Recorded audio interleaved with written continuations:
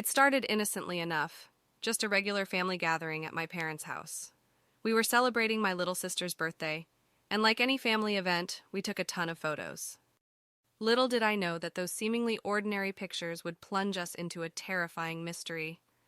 As the day turned to evening, I received a text from my sister.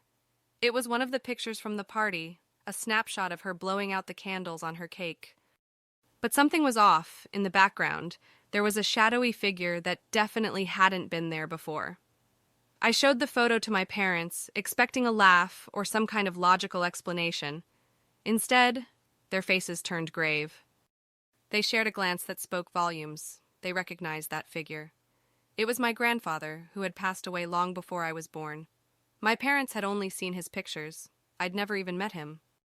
We decided to look through the other photos. It was as if a silent horror movie was unfolding before our eyes. In each picture, that shadowy figure seemed to edge closer, becoming clearer, more distinct.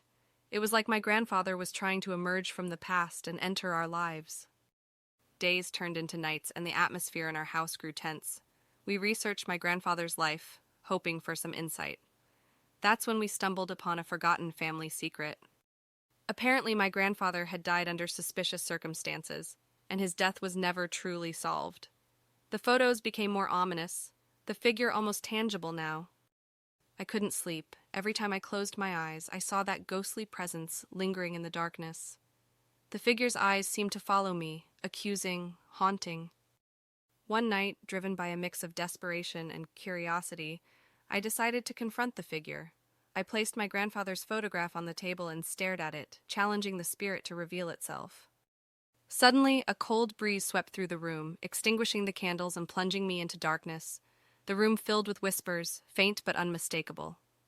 "Justice," they murmured, a chorus of voices from beyond. And then, an old photo album slid off the shelf, landing open at a page that showed my grandfather with a group of friends. The same figure from our photos was among them, a mischievous grin on his face.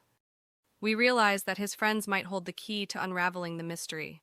A journey into the past began, interviews with those who were still alive, dusty records and forgotten archives, and a revelation that rocked our family to its core.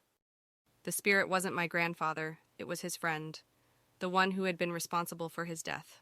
Armed with this knowledge, we conducted a séance, inviting that malevolent spirit to confront the truth.